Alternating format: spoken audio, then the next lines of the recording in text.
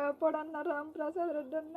నన్ను తొడకొచ్చి ఇంట్లో పెట్టి బంధించి పెట్టినట్టున్నది.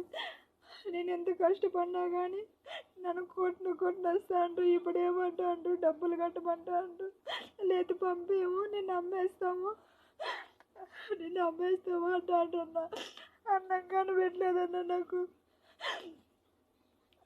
నిన్ను బయట వేసి పెట్టేసినారు నన్ను. నాకు అన్నం పెట్టలే, ఏం పెట్టలే. నా బట్టలు కానీ ఇలా రూమ్లో పెట్టుకొని ఉంటారు వాళ్ళు.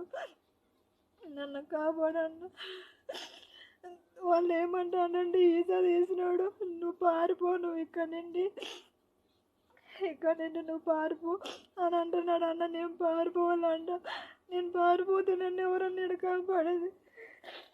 నాకన్నా బిడ్డలు ఉన్నారు, 3 ఆడబిడ్డలు నాకు.